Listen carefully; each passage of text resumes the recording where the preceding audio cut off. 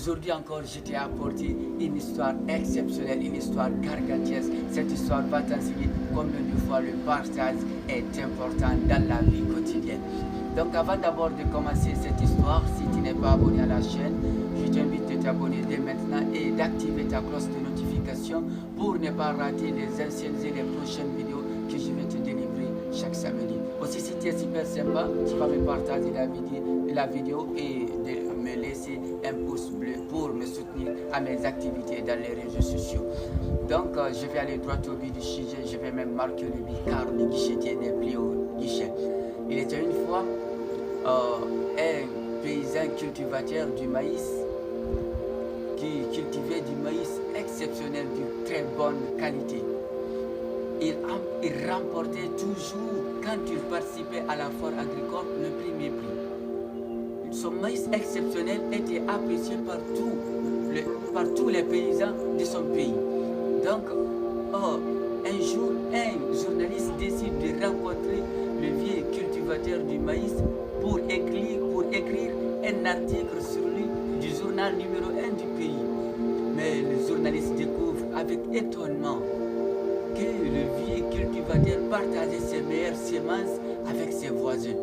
Le journaliste criait et demande: pourquoi partagez-vous vos meilleures semences, vos semences de bonne qualité avec vos voisins, pourtant qu'ils sont en concurrence avec vous à la foire agricole? C'est là que le vieux paysan cultivateur du maïs répond: pourquoi ne le ferais-je pas? Ne savez-vous pas que le vent ramasse le pollen du maïs en maturation et le fait tourbillonner du champ en champ? Donc, si mes voisins cultivent du maïs de qualité inférieure, la pollinisation finirait par dégrader la qualité de mon maïs.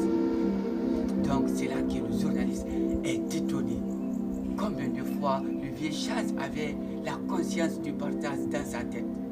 Donc, peut-être sans le partage, le vieux chasse ne pourrait pas continuer à s'aimer, à récolter les meilleures semences de son pays, la meilleure qualité du maïs de son pays.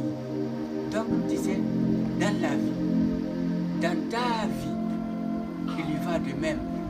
Si tu veux vivre en paix, tu dois laisser les autres vivre en paix. Si tu veux être aimé, tu dois apprendre à aimer les autres.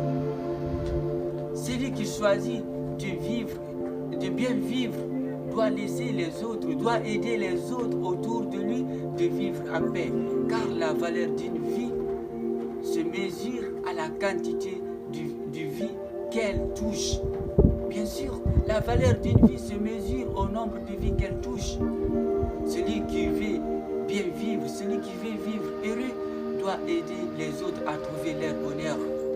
Car le bien-être de chacun est étroitement lié au bien-être de tous. Donc, sur ce, je te dis à la prochaine vidéo. C'est toujours AKB. Le destin dépend une grande partie de nos choix et nos actions. Abonne-toi à la chaîne. Merci beaucoup.